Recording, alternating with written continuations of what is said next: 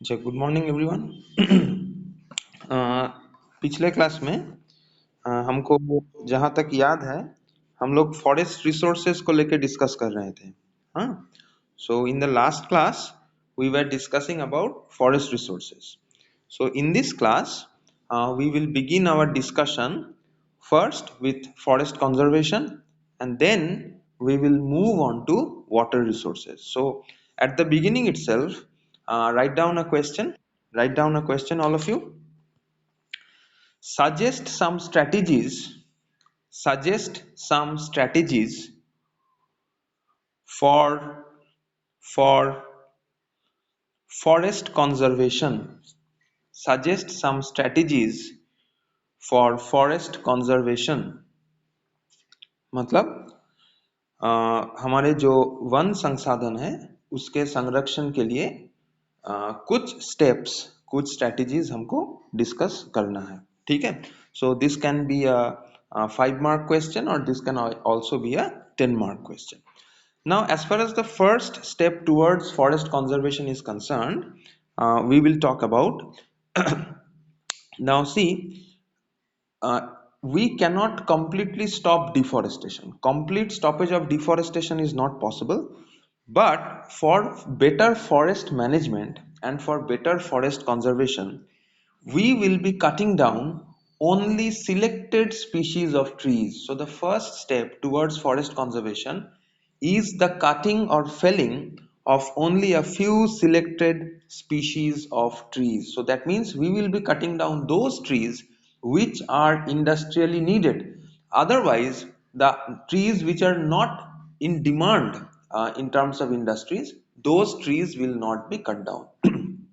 मतलब हम लोग सिर्फ उन्हीं पेड़ों को काटेंगे जिनका इंडस्ट्री में डिमांड है। तो नॉन सिलेक्टिव फेलिंग मतलब जंगल में गए, जो भी पेड़ नजर आया काट दिए, वैसा पॉलिसी या फिर ऐसा स्ट्रेटेजी नहीं चलेगा। सिर्फ उन्हीं पेड़ों को काटना है जिनका इंडस्ट्री में डिमांड है, सभी पेड़ों को हम लोग नहीं काटेंगे। This is the first strategy. The second strategy is that there has to be complete stoppage of non-selective cutting of trees. So this practice of complete deforestation or cutting down whatever trees we encounter, this has to stop. मतलब ये जो deforestation मतलब one संसाधन को संपूर्ण तरीके से विनष्ट करने का जो प्रक्रिया है, इसमें एकदम बिल्कुल रोक लगाना है। दैट मीन्स सिर्फ उन्हीं पेड़ों को काटेंगे जिनकी जरूरत है, जिनका इंडस्ट्री में डिमांड है, और बाकी कोई पेड़ों को हम लोग नहीं काटेंगे। और ये जो अभ्यास है कि जंगल में गए जो पेड़ आए उसको ही काट दो, ये अभ्यास को संपूर्ण तरीके से हमको रोकना है।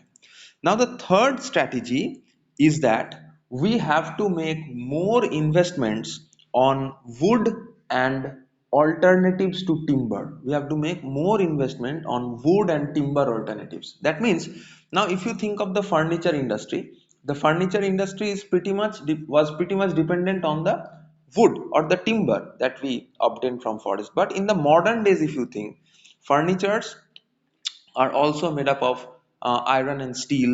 Furnitures are also made up of aluminium. So that means different supplementary materials are being utilized to build the furnitures. And once you use different alternative materials for building furnitures, that is going to reduce the demand for wood. मतलब हम लोग जो अगर आप 25 साल 30 साल या फिर 50 साल पहले का फर्नीचर्स देखेंगे तो वो देखिएगा कि वो पूरी तरीके से लकड़ी से बना हुआ है। लेकिन आज का जमाने में हम लोग जो देख रहे हैं कि फर्नीचर सिर्फ लकड़ी से नहीं बनता है, कहीं आयरन यूज होता है, स्टील यूज होता है। People are using also various aluminium parts and components to make these furnitures. तो मतलब हम लोग जितना ये सब alternatives यूज करेंगे फर्नीचर्स बिल्ड करने में, तो उतना लकड़ी का ऊपर जो डिमांड, वो डिमांड घटता जाएगा। तो जितना लकड़ी का डिमांड घटेगा मतलब एक ऑल्टरनेटिव हम लोग के पास इंडस्ट्री तैयार हो गया, जो जहां फर्नीचर भी तैयार होगा और उतना लकड़ी का जरूरत भी नहीं पड़ेगा। तो अगर लकड़ी का जरूरत को हम लोग थोड़ा घटा सके तो पेड़ काटने की जरूरत भी आहिस्ता आहिस्ता कम होता रहेगा। The next thing which we will talk of towards forest conservation is to implement the practice of social forestry. Now, this is a very important term, so I'm writing down the name of the term, social forestry. And in Hindi इसको हम लोग हिंदी में बोलते हैं सामाजिक one सृजन. In Hindi we call it as सामाजिक one सृजन. So I'll be talking about social forestry. Now, social forestry is a scheme of forestry whereby the local people and the tribals, the villagers, the people who are dependent on the forest, as well as the government, they participate hand in hand for protecting and conserving the forests. And the local people are mainly given the responsibility for looking after the forests, and as a result of it, they are allowed to enjoy a part of the forest produce. And also, social forestry generates rural employment. It also generates rural employment. So what is social forestry?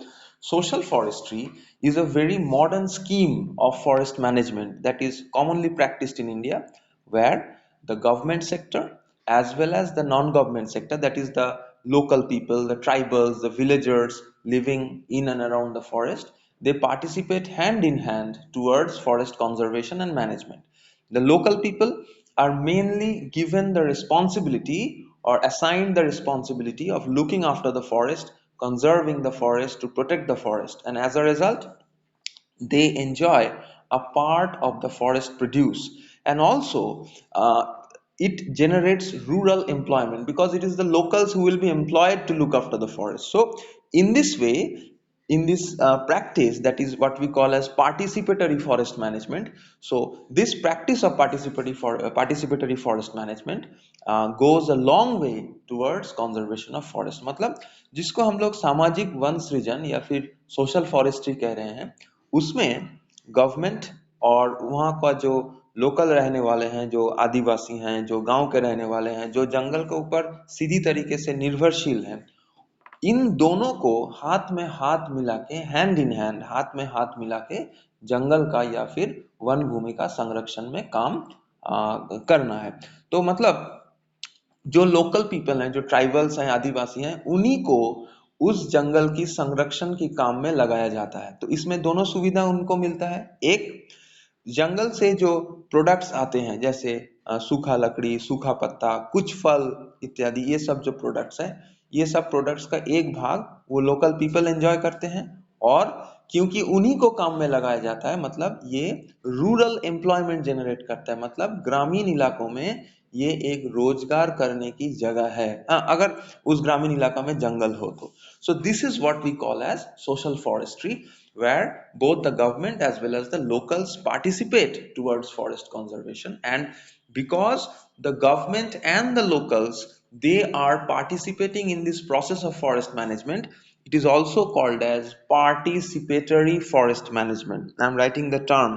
This is also a very important term. It is called as participatory forest management. Participatory forest management. Forest management. Please note down these terms: social forestry मतलब सामाजिक one सृजन, and participatory forest management. Now, the next strategy of forest conservation, uh, about which we shall discuss now, is the creation and maintenance of sacred groves. So please note down the term again: sacred groves. Note down the term again: sacred groves. ठीक है, this is what sacred groves. Now sacred groves, जिसको हम लोग हिंदी में बोल सकते हैं पुण्य भूमि, जिसको हम लोग हिंदी में बोल सकते हैं सेक्रेड पुण्य भूमि. Now what is the meaning of this term sacred groves? Now sacred grove is a very age-old practice in India as well as in other countries of the world, where the locals, the tribals, the villagers declare a part of the forest or a certain tree or a few selected trees to be of religious significance. And it is a very traditional practice, it's an age-old practice. And once they select a part of the forest which and assign it to be religiously significant, so those trees will be conserved forever. Under no circumstances those trees will be cut down. Regularly religious activities will be taking place there, and also some local village activities like a fair or some kind of a regional get together also take place in and around these sacred groves. So what is sacred grove? Sacred means holy, and grove means a part of the forest land or a part of the forest land. So these sacred groves are declared to be holy or has been considered to be holy traditionally by the locals and tribals. And once a part of the forest land is considered to be holy, there will be regular religious practices carried out there. People will be worshipping the trees. Under no circumstances the trees will be cut down, and some local events like the village fairs etc., these will be taking place. तो ये जो concept है पुण्य भूमि का concept, now this is a very important what you can say interesting concept. One के नज़दीक में रहने वाले जो लोकल्स हैं, जो ट्राइबल्स हैं, आदिवासी हैं एक्सेट्रा, वो क्या करते हैं, वन के एक अंश को पुण्य भूमि के हिसाब से उसका पूजन करते हैं। तो जब भी आप कुछ पेड़ों को या फिर वन के एक अंश को पुण्य भूमि की तरह सोचेंगे, वहाँ पूजा होगी, फिर देखिएगा वहाँ मेला वगैरह होता रहता है, गांव का आदमी वहाँ आते हैं, मेलों में वहाँ पूजा करते हैं। तो तभी ये होगा कि वहाँ का जो पेड़ है, जो पेड़ को सेक्रेड या फिर पुण्य घोषित किया गया है, उन पेड़ों को कभी काटा नहीं जाएगा। तो इसके चलते वो पेड़ या फिर जंगल का उस इलाका बच जाएगा। तो पूरी दुनिया में जहाँ फॉरेस्ट्स हैं, जहाँ आदिवासी रहते हैं, जहाँ विलेजर्स हैं, ये सेक्रेड ग्रोव का प्रैक्टिस या फिर पुण्य भूमि का प्रैक्टिस एक बहुत बढ़िया प्रैक्टिस है, जिसके उपाय से, जिसका व्यवहार से हम लोग वन को संरक्षण करते हैं। आप लोग शहरों में भी देखे होंगे कि कुछ पीपल पेड़ के नीचे पूजा होता है, फिर वहाँ लोग जाते हैं, उसका चारों ओर कोई लाल कपड़ा लगा देते हैं, उसका नीचे कोई मूर्ति बैठ जाता है। तो सुविधा यही होती है कि वो जो पीपल का पेड़ है उसको कभी काटा नहीं जाएगा, because that area has become a sacred grove. So two very important strategies of forest management what we have learned today. Number one was social forestry या फिर जिसको हम लोग बोलते हैं सामाजिक वन सृजन, and number two is the declaration of sacred groves या फिर जिसको हम लोग हिंदी में कहते हैं पुण्य भूमि। The next thing about forest conservation in India is the implementation of law. So no matter how much you try to conserve and manage forest, you need to have laws which will be penalizing people, which will be punishing groups if they destroy our forest. So in India, such a law is present, and the name of that law is the Forest Conservation Act 1980. I am writing down the law's name. Please note it down. Forest Conservation Act, Forest Conservation Act 1980. Forest Conservation Act 1980. So under the Forest Conservation Act, the government of India constitutionally tries to protect and conserve the Indian forests, and you will be learning about this law in a later chapter.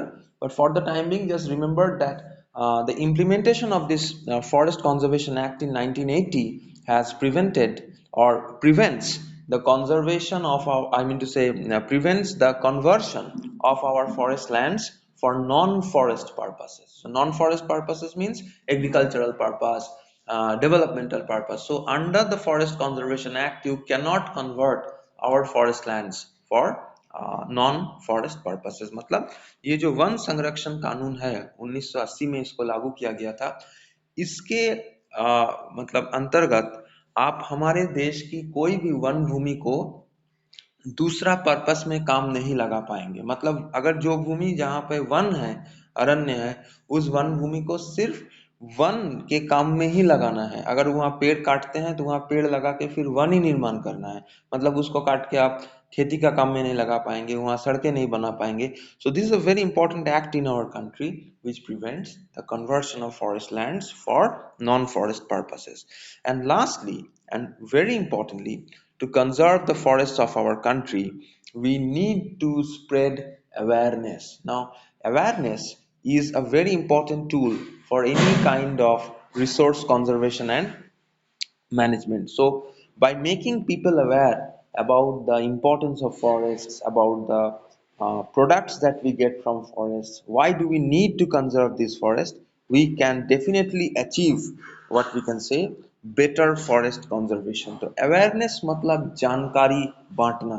तो अगर हम लोग one को लेके जानकारी सभी में बांट सके, सबको ये समझा सके कि वन क्या है, वन का जरूरत क्यों क्यों है, और वन से हमको क्या मिलता है, सिर्फ प्रोडक्ट्स नहीं, वन से जो पर्यावरण का हिसाब से वन से जो हमको सर्विसेज मिलता है, वो सब को लेके सभी में जानकारी फैलाना है, तभी हम लोग देखेंगे कि फॉरेस्ट कंजर्वेशन संभव है। So I am just repeating the steps of forest conservation, you can note it down once again. Number one, we have to cut down only selected trees. Number two, deforestation has to completely stop. Number three, there has to be more investments on wood and timber alternatives. Number four, practicing of social forestry.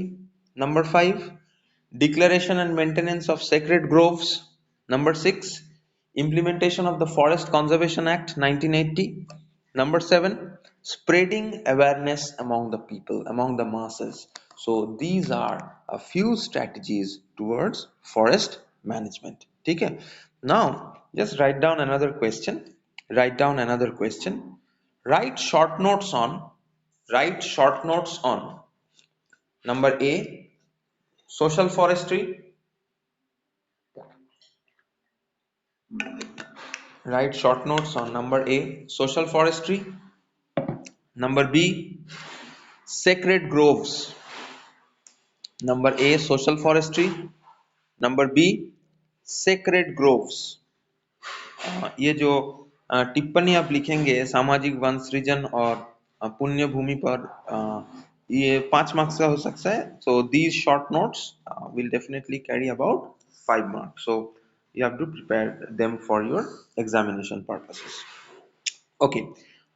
Now, after discussing about your what you can say forests, the next important resource about which we shall begin our discussion, that is water resources, मतलब जल संसाधन.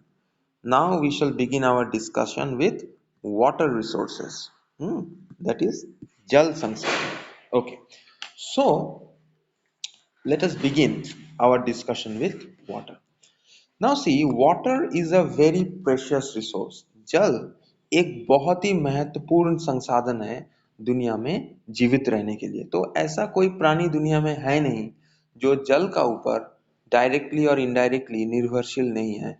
So you have to depend on water in one way or the other to live and survive on this planet. Now, even if water is abundant on this planet, there is plenty of water, three-fourths of this planet is water, but we are in a massive crisis of fresh water. तो अगर हम लोग सोचेंगे कि दुनिया में, तो दुनिया का 3/4 तो पानी है, इतना बड़ा बड़ा समुंदर है, इतना नदियां हैं, लेकिन फिर भी सबका बावजूद दुनिया में मीठा पानी का अभाव दिन दिन ब दिन बढ़ता जा रहा है. तो यही समस्या है कि दुनिया में पानी का अभाव नहीं है, दुनिया में व्यवहार का उपयोगी, हमारे व्यवहार का उपयोगी मीठा पानी का अभाव, मीठा पानी का क्राइसिस दुनिया में बहुत ज्यादा है. और जितने जैसे जैसे दिन आगे बढ़ रहे हैं, जैसे जैसे हमारे जनसंख्या में वृद्धि हो रही है, वैसे हम लोग देखेंगे कि पानी को लेके जो संकट, वो संकट का भी वृद्धि हो रही है. So very importantly, out of the total water reserves on this planet, if you think that this planet has 100% water, so out of this total 100% water, 97.4% is salt water. So please note down the statistics.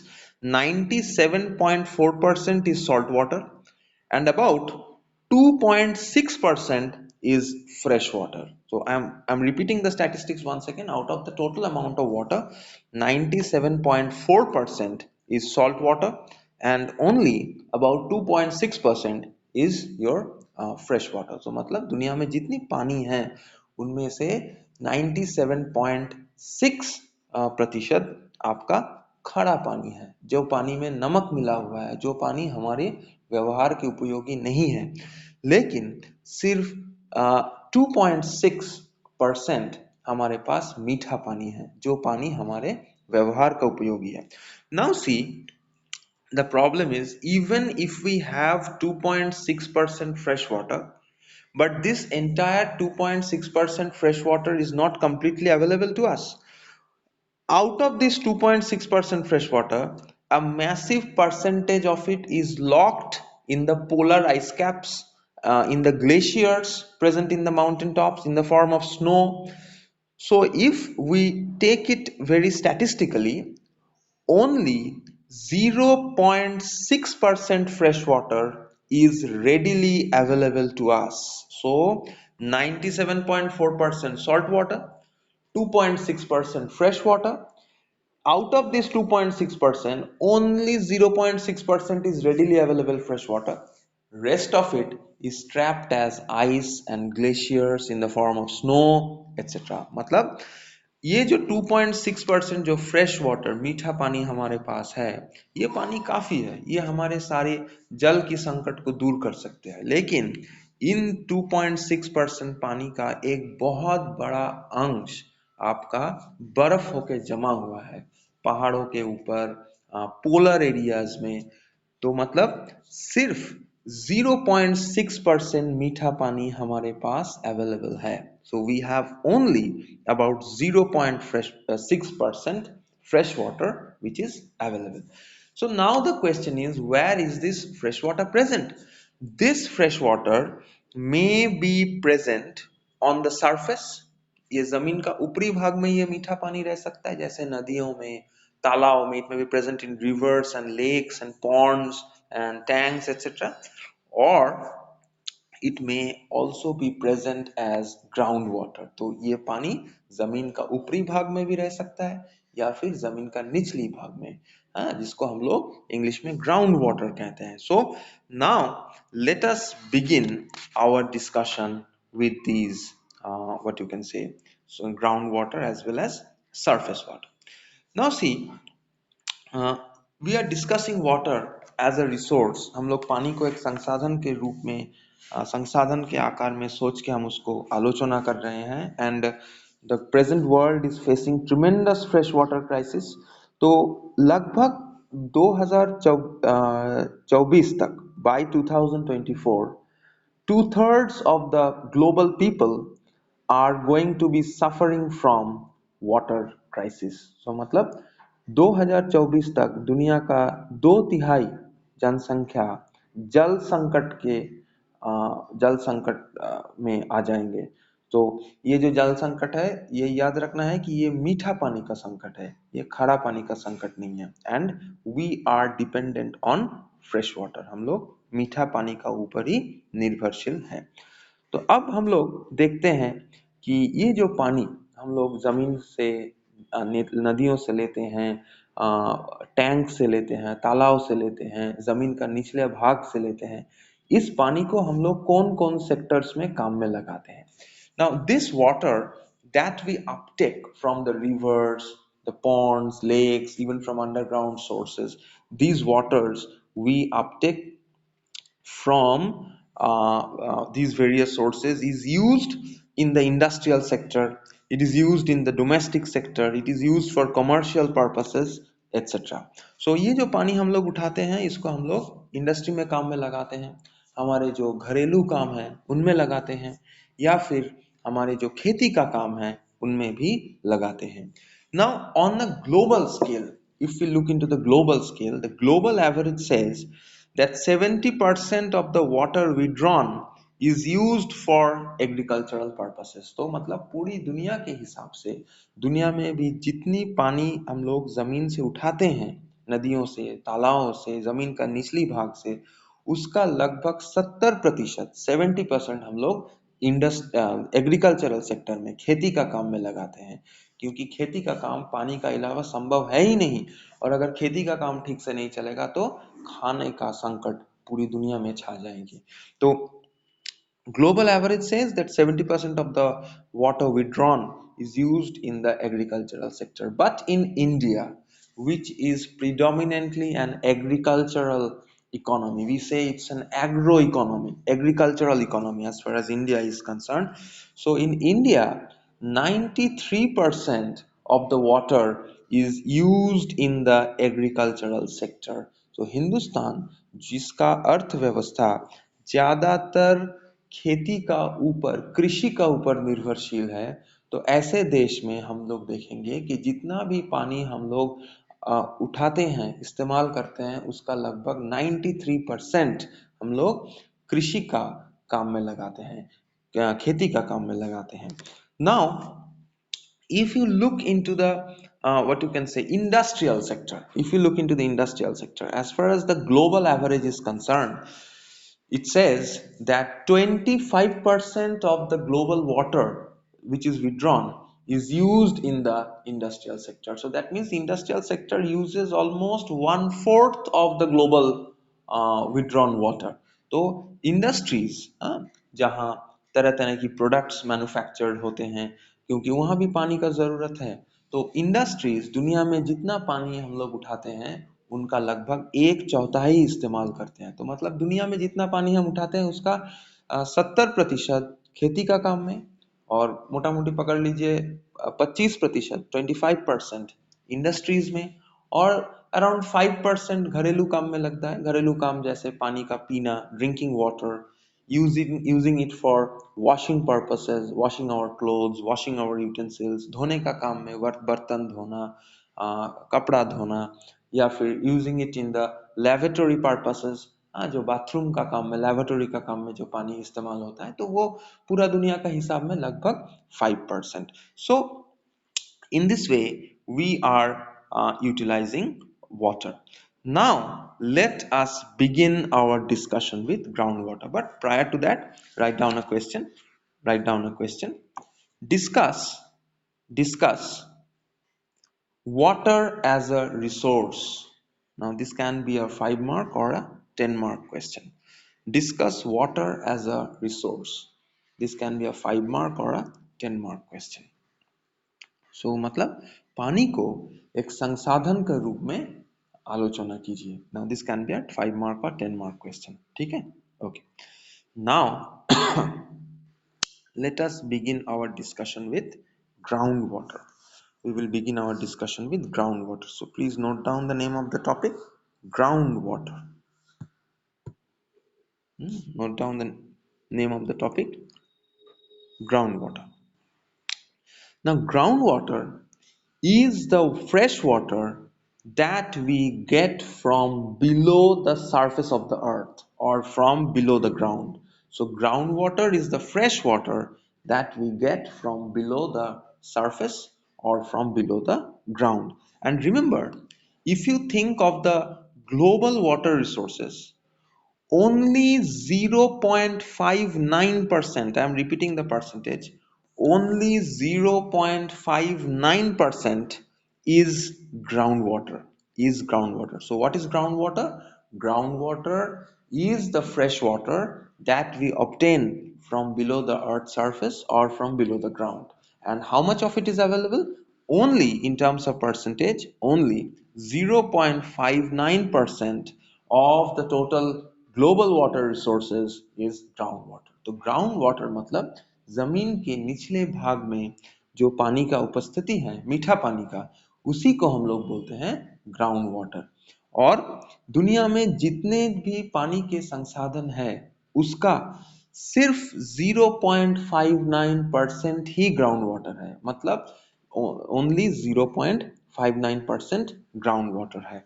And the underground geological structures in which the groundwater is stored, those are called as aquifers. I am typing the name, it is known as aquifer. Aquifers.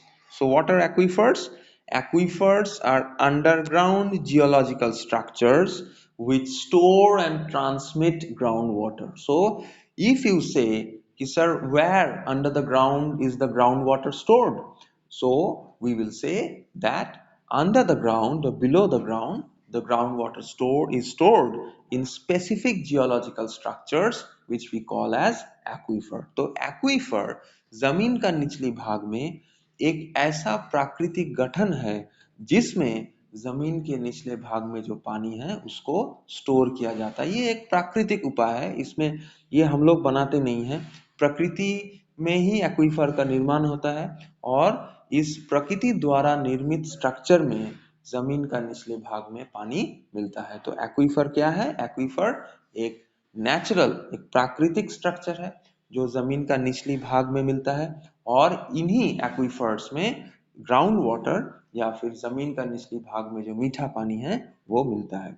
Now this groundwater has what you can say very important in terms of water availability. It is very important in terms of water availability because there are several areas in the world where rivers are not available, where ponds and lakes are not present. So in those areas we mainly supply water using groundwater. So जिन जगहों में नदियां उपलब्ध नहीं हैं, बड़े बड़े तालाब का उपस्थिति नहीं है, तो उन जगहों में पानी का उपलब्धि जमीन का निचली भाग का पानी से ही होता है। So this means ground water is a very vital resource as far as man is concern. तो अगर हम जल संसाधन के रूप से हमारे अस्तित्व के बारे में सोचेंगे तो जमीन का निचली भाग का पानी बहुत ही महत्वपूर्ण एक अस्तित्व है। And groundwater has certain advantages also. Now one of the primary advantages which I can think of groundwater is that it is not easy to pollute groundwater. Because whenever these pollutants, although groundwater pollution is taking place globally, but compared to surface water pollution is quite easy. You can easily pollute a river, you can easily pollute a lake, but you cannot easily pollute underground water reserves, because by the time the pollutants flow through the soil, a good part of it is purified. मतलब जमीन के निचली भाग के जो पानी है उनको दूषित करना, उनका उनका प्रदूषण करना उतना आसान नहीं है। जमीन का उछली ऊपरी भाग में जो पानी है जैसे नदियां, तालाब इत्यादि, वो सब बहुत आसानी से प्रदूषित हो सकते हैं। लेकिन जमीन का निचली भाग के पानी आज का दुनिया में प्रदूषित हो रही है, लेकिन उसको प्रदूषित करना उतना आसान नहीं है, क्योंकि जो भी पोल्यूटेंट्स हैं, प्रदूषक हैं, वो जैसे जैसे मिट्टी से होके गुजरते हैं वो आहिस्ता आहिस्ता परिशोधित होते जाते हैं। तो इसी के कारण जमीन का निचली भाग का पानी जमीन का ऊपरी भाग के पानी के तुलना में बेहतर है। It's of a better quality. So that is why groundwater is considered to be a very vital resource. But in the modern days, as I said, that we are using excess of groundwater. In the modern days, we are using excess of groundwater. आज के जमाने में हम लोग अतिरिक्त पानी जमीन का नीचे से बाहर लेके आ रहे हैं। Why? Because our population is increasing. As the population increases, the water demand is increasing.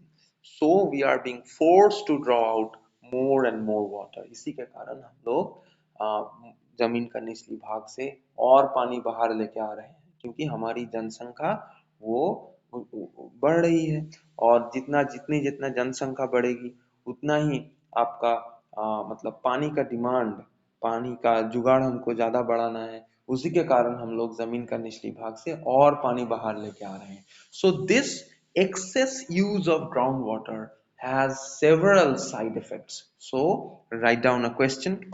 Write down a question. What are the effects? What are the effects of of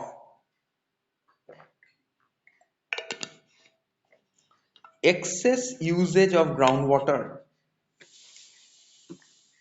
What are the effects of excess usage of groundwater? सवाल तो आपको हिंदी में समझ में आ गया होगा कि जमीन का निचली भाग में जो पानी है उसका अतिरिक्त व्यवहार से क्या क्या समस्या हो सकता है।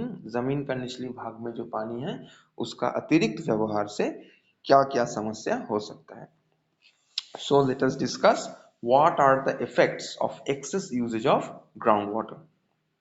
Now, the first effect is land subsidence.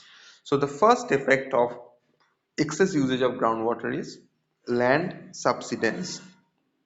So whenever we are taking out excess groundwater from below the ground surface, now see, this groundwater provides some support to the upper surface, to the ground. Now once you take out or once you abstract excess amount of groundwater, the upper surface is not receiving enough support from below. And if it does not receive enough support from below, it is obviously expected that the upper surface will collapse. So this is one of the primary effects of over extraction of groundwater. That is what we call as land subsidence. तो land subsidence मतलब जमीन का धंस जाना, जमीन का बैठ जाना. क्यों? क्योंकि जमीन का निचली भाग में जो पानी है वो जमीन का ऊपरी भाग को सपोर्ट करता है. तो अगर आप निचली भाग से अतिरिक्त परिमाण पानी बाहर निकाल लीजिएगा, तो समस्या यही होगी कि जमीन का ऊपरी भाग का जो स्तर है उस स्तर को नीचे से सपोर्ट नहीं मिलेगा. और जब भी उसको ऊपर उसको सपोर्ट नहीं मिलेगा, जमीन का ऊपरी भाग में काफी दबाव है, क्योंकि इतने सारे लोग रहते हैं, इतने घर हैं, सड़कें हैं, गाड़ियां चल रही है, रेल लाइंस हैं.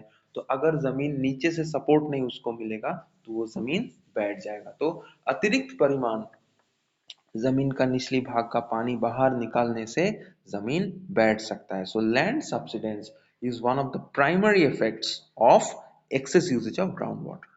The next thing which we can talk of, if we draw out excess amounts of groundwater, it leads to the lowering of the underground water table. Now, the level of water, the level of groundwater is what we call as the water table. I am writing down the technical term. It is called as water table. Water table. Table. Water table.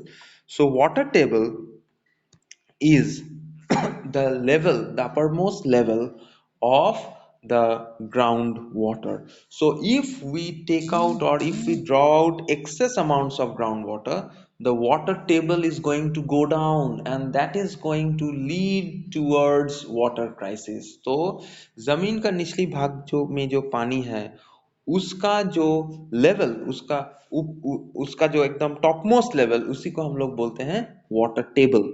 सो अगर हम लोग अतिरिक्त परिमाण पानी जमीन का नीचे से निकाल लेंगे तो वो वाटर टेबल आहिस्ता आहिस्ता नीचे चलता जाएगा. मतलब जल का जो स्तर है जमीन का नीचे वो घटता जाएगा. और जैसे जैसे जमीन का निचली भाग में जल स्तर नीचे जाता चलेगा, वो हमको जल संकट की तरफ ढकेल देगा. तो मतलब अतिरिक्त परिमाण पानी निकालना जमीन से, पहला समस्या ये था जमीन बैठ जाएगा. दूसरा समस्या जल स्तर नीचे चलता जाएगा और जितना जल स्तर नीचे चलता जाएगा उतना ही पानी का संकट नजर आता जाएगा. The third thing which we can talk of is the contamination of water with several toxic substances like arsenic. Again, I'm writing down the name of the metal which causes the problem. It is arsenic. ठीक है. So for example, if you think in West Bengal, there are several districts in West Bengal like Malda, Murshidabad, etc., where the groundwater level has gone down. But still, to supply people with water, water is being taken out from very deep levels from below the ground. And as we take out the water from very deep levels from below the ground, several metals, toxic metals like arsenic, get dissolved with water, and that water contaminated with arsenic is being consumed by people, and as a result, they suffer from various diseases uh, due to arsenic. And a very prominent skin disease which arsenic causes is known as the black foot disease. I am writing down the name of the disease. It is called as the black foot disease. It is known as the black foot disease. So black foot disease is a skin disease which is caused due to consuming water contaminated with arsenic. And why does arsenic come into water? Because we are drilling water from very deep reserves. And once you drill water, once you take out water from very deep reserves, it is obviously expected that certain heavy metals, toxic metals like arsenic may get dissolved into water. And when this arsenic contaminated water is consumed by people, people are going to fall ill. They will suffer from skin diseases like blackfoot disease, and even arsenic causes cancer. It is carcinogenic. That means it can cause cancer. So this is a very prominent problem in West Bengal, several districts of West Bengal, as well as the country of Bangladesh. So for both West Bengal and Bangladesh, arsenic contamination in groundwater is a major problem. तो जमीन का जितना नीचे से आप पानी उठाएंगे उतना ही संभावना यही रहेगी कि कुछ विषाक्त पदार्थ हो, जैसे आर्सेनिक पानी में घुल सकता है, जैसे बंगाल में होता है. जैसे आप मालदा डिस्ट्रिक्ट में जाएंगे, मुर्शिदाबाद जिला में जाएंगे, तो वहाँ जल में आर्सेनिक से प्रदूषण एक बहुत बड़ी समस्या हो चुका है. और ये सिर्फ बंगाल का समस्या नहीं है, पश्चिम बंगाल का, ये बांग्लादेश का भी समस्या है कि हम लोग जमीन की इतनी निचली भाग से पानी को उठा के ले के बाहर ला रहे हैं, जिसके कारण पानी में कुछ विषाक्त पदार्थ जैसे आर्सेनिक घुल जा रही है. और जैसे जैसे आर्सेनिक जल में घुलेगी, जल प्रदूषित होते जाएंगे, और वही प्रदूषित पानी अगर हम इस्तेमाल करेंगे तो स्किन का डिजीज, चमड़ी का डिजीज हो सकता है, जिसको हम लोग इंग्लिश में बोलते हैं ब्लैक फुट डिजीज. तो आर्सेनिक सिर्फ चमड़ी का डिजीज नहीं करता है, it not only causes skin disease, it is also cancer causing. Arsenic से कैंसर भी हो सकता है. तो ये है तीन मूल समस्या over extraction of ground water को लेके. तो these are some of the major problems that occur due to over extraction of groundwater. So now again write down a question before I progress. So write a short note, write a short note on groundwater, write a short note on groundwater. So because it's a short note, it will be a 5 mark question. मतलब ground water का ऊपर आपको एक टिप्पणी लिखना है, ground water के ऊपर आपको एक टिप्पणी लिखना है. ओके, अच्छा. Now after we talk about groundwater, the next thing we shall talk about is surface water. So I'm writing down the name surface water. Surface water. हाँ, सो सरफेस वाटर मतलब जमीन का ऊपरी भाग में जो पानी मिलता है. सो whenever we talk of surface water, these are the freshwater reserves which are present on the earth's surface, on the ground. For example, these are present in the rivers, these are present in the lakes, in the tanks, in the ponds, etc. So the fresh water which is present on the earth's surface, which is present on the ground surface, is what we call as the surface water. मतलब जमीन का ऊपरी भाग में जो पानी मिलता है, जो नदियों में बहती है, जो तालाबों में मिलता है, तो उसी पानी को हम लोग surface water कहते हैं. So that is what we call as surface water.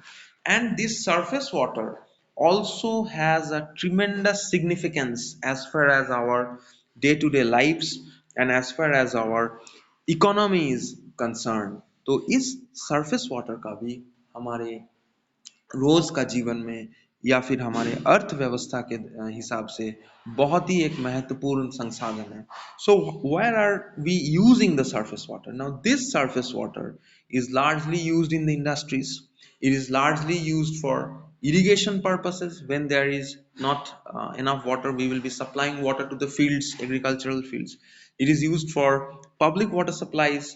It is also used for navigation. You must have seen boats and ships moving through the rivers, large rivers, where they carry a lot of goods. So for navigation purposes also surface water is important. So surface water is used in the industries, it is used for public water supplies, it is used in the agricultural fields, and also it is used for navigation purposes. So ये जो जमीन का ऊपरी भाग का जो पानी है, इसका भी तरह तरह के व्यवहार संभव है.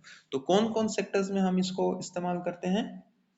इसको हम लोग मेनली इस्तेमाल करते हैं इंडस्ट्रीज में, हम इसको इस्तेमाल करते हैं खेती का काम में, हम इसको इस्तेमाल करते हैं पब्लिक वाटर सप्लाई. हमारे घर में जो पानी आता है कॉरपोरेशन से, वो पानी ज़्यादातर सरफेस वाटर होता है, और जहाँ सरफेस वाटर नहीं है वहाँ ground water.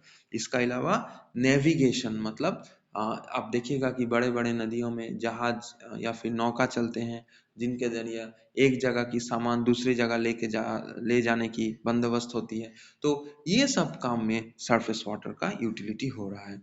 And very importantly, as I said just now, that compared to groundwater, surface water can easily be polluted. So compared to groundwater, surface water can be easily polluted. So this is what you need to remember, that like a river or a lake or a pond can be easily polluted. तो ground water के हिसाब से surface water, जमीन का ऊपरी भाग का पानी को हम लोग बहुत आसानी से प्रदूषित कर सकते हैं. So that is why we have to be very careful. So now remember that although the freshwater resources are not available much, as I said just now, that only 0.6% fresh water is readily available to us, but we are wasting that fresh water, we are polluting that fresh water, and as a result, throughout the world, there is a massive freshwater crisis. So as the summer seasons approach, we in Asansol will be again facing water crisis. तो अब दुनिया में जो मीठा पानी है वो सिर्फ 0.6% उसका हमारे पास अवेलेबल है, लेकिन इसके बावजूद हम लोग पानी को बर्बाद करते हैं, हम लोग उसको प्रदूषित करते हैं, और इसी के कारण आप लोग देखिएगा कि पूरे दुनिया में जल संकट आहिस्ता आहिस्ता बढ़ता जा रहा है. जैसे जैसे समर का सीजन, गर्मी का मौसम आगे आएगा, हमारे इलाका में जल संकट एक बार फिर नजर आएगी. तो this is going to continue until and unless we stop water wastage. So now write down a question. Suggest some methods, suggest some methods to conserve water. Suggest some methods to conserve water. मतलब जल संसाधन के संरक्षण के लिए कुछ उपाय आलोचना कीजिए. जल संसाधन की संरक्षण का कुछ उपाय आलोचना कीजिए. Suggest some methods to conserve water. Okay, so let us see what we can do to conserve water. Now, the first thing that we can do is to stop water wastage in every possible form. So we have to stop water wastage. Your day-to-day habits, for example, when you brush, you leave the tap open. When we are taking a shave, we leave the tap open. So we are wasting water in various ways. So this water wastage has to stop completely. मतलब जो भी प्रकार से हम लोग पानी का wastage करते हैं, उस जल का जो वेस्टेज, उसका जो अपचय, उस वेस्टेज को टोटली रोकना है. तो अगर पानी का वेस्टेज नहीं रुकेगा तो पानी का संरक्षण संभव नहीं है. The second thing is to improve water distribution. Now, there are certain areas which receive more water and hence waste more water, and there are some areas which are water deficient, which do not receive enough water, and as a result, they suffer from acute water crisis. So, we find that there is an urgent necessity to improve this water distribution. मतलब जल का जो बंटन व्यवस्था, उस बंटन व्यवस्था में सुधार लाना है. तो जिनका पास पानी ज्यादा है वो वेस्ट करेंगे, जिनका पास पानी नहीं है वो वेस्ट नहीं करेंगे. तो अगर हम बंटन व्यवस्था में सुधार लाएंगे तो जल का बंटन यूनिफॉर्म होगा, सभी का पास मतलब एक इक्वल अमाउंट्स में पानी को पहुंचाने की एक कोशिश करना चाहिए. Third, we need to limit and control water pollution, because see, water pollution cannot be totally stopped. Then industries will be stopped. That is going to impact our economy. But we can definitely control and limit water pollution. We have the technology, we have the laws. So using such things, we need to limit and control water pollution. Otherwise, public health will be under crisis, water supplies will be under crisis. तो जल का जो प्रदूषण है उसको नियंत्रित करना बहुत जरूरी है. जल का प्रदूषण हम लोग संपूर्ण तरीके से नहीं रोक पाएंगे, क्योंकि तब सारे इंडस्ट्रीज बंद हो जाएगा, हमारे अर्थव्यवस्था बिल्कुल मतलब टूट जाएगा. तो हम लोग ये जरूर कर सकते हैं कि जल का जो प्रदूषण है उसको नियंत्रित कर सकते हैं. उसका लिए हमारे पास टेक्नोलॉजी है, हमारे देश में कानून है. तो उन सबको काम में लगा के हमको जल का जो प्रदूषण है उनको जरूर नियंत्रित करना है. नहीं तो जितना भी जल संपद है वो प्रदूषित होंगे, हम लोग वो प्रदूषित पानी पी के डिजीज्ड हो जाएंगे, और उनका साथ ही जल का संकट बढ़ता जाएगा। Next, we have to recharge groundwater. Groundwater recharging means we have to make arrangements so that water can enter the ground, so that more and more water can be stored below the ground. So that generally occurs in the forested areas, in the areas which are vegetated.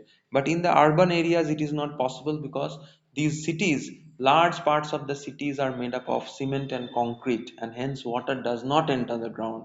As a result, there is water shortage. So we have to make strategies whereby we can conserve, I mean to say whereby we can recharge groundwater. तो मतलब जमीन का निचली भाग में जो पानी हम लोग इस्तेमाल करते हैं, सिर्फ इस्तेमाल करेंगे तो पानी खत्म हो जाएगा।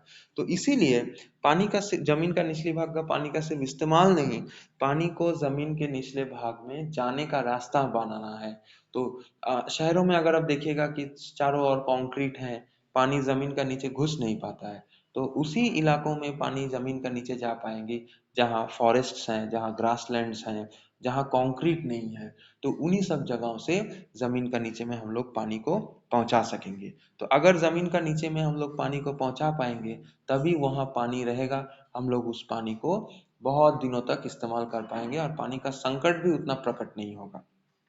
And then we can talk of rooftop rainwater harvesting. So I'm writing down the name, rooftop rainwater harvesting. Rooftop rainwater harvesting.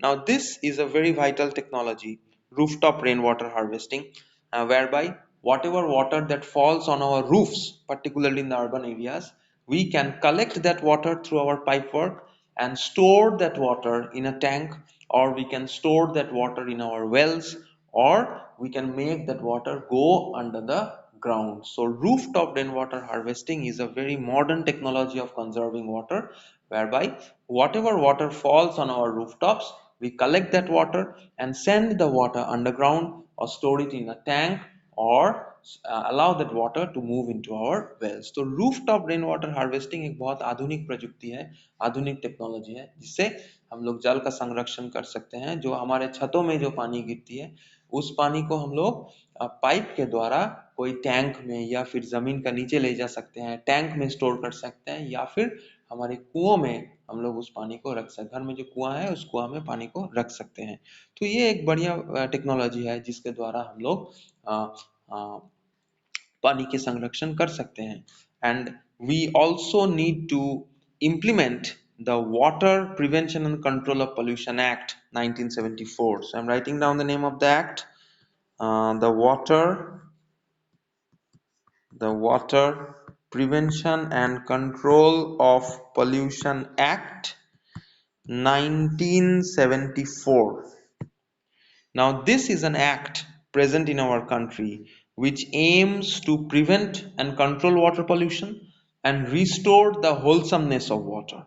So, the implementation of this act is needed. Otherwise, we will not be able to restore the quality of the water resources in our country. तो हमारे देश में जल संरक्षण के लिए, जल की प्रदूषण नियंत्रण करने के लिए कानून है। उस कानून का नाम है the water prevention and control of pollution act 1974। और उस कानून का यही उद्देश्य है कि जल की दूषण को नियंत्रण कर सके, जल का जो क्वालिटी है उसको फिर से हम लोग वापस ला सके। तो इस कानून 1974 में इसको लागू किया गया था, और इस कानून के दौरान हम लोग हमारे देश के जल संसाधनों का दूषण नियंत्रित या फिर रोध कर सकते हैं। And lastly, we need to spread awareness relating to water. So again, we need to make people aware about the importance of water, about the necessity of water. Otherwise, water resources cannot be saved. तो lastly, सब में जल को लेके ये जानकारी बांटना है कि जल का संरक्षण क्यों जरूरी है, जल संकट कैसे होती है। ये सब बारे में अगर सब कोई जानकार बन सके, तभी हम लोग जल को ठीक तरीके से संरक्षण कर पाएंगे। With that, we come to the end of today's class. अच्छा, before I end the class, I will tell you to subscribe to my YouTube channel. I'm writing down the name of that channel, Basics of Environment by Sayantan Datta. Now, why I am telling you to subscribe this channel? Because what I am doing, I am recording every day's lecture. like today's class, I'll be uploading it in the YouTube. So those of you who want to listen to the lecture again, you can listen to it. Even if your friends are not able to attend the class, they will be able to listen to the full lecture on the YouTube. So please note down the name of the channel, and I'm also sharing you the link. I'm also sharing the link with you. Just a second. uh, I'm sharing the link with you. And from time to time you should be logging on to the channel, and on a daily basis you will be able to listen to the lecture. So whatever lectures I am utilizing, the same lectures, whatever lectures I'm delivering, the same lectures will be available in the YouTube, because I'm recording the entire class, and you can listen to the lectures at your leisure. Okay, so this is the link to the channel. So kindly click on to the link and subscribe to the channel and listen to the lectures on a daily basis. Okay, so the class lectures will be available there. So with that, we are ending the class, and meet you again on next Monday. Okay, okay then. और किसी का कोई doubts है तो पूछो, किसी का कोई डाउट्स है तो पूछो, नहीं तो हम लोग क्लास को यहाँ खत्म करेंगे, और हम इस क्लास को कुछ ही देर में YouTube में अपलोड कर देंगे। आप लोग फिर से वहाँ सुन सकते हैं। दोस्तों को भी बोल दीजिए जो लोग क्लास नहीं किया, वो लोग क्लास को फिर से वहाँ सुन पाएंगे, नोट्स ले पाएंगे। ठीक है, then bye. Okay, okay bye then.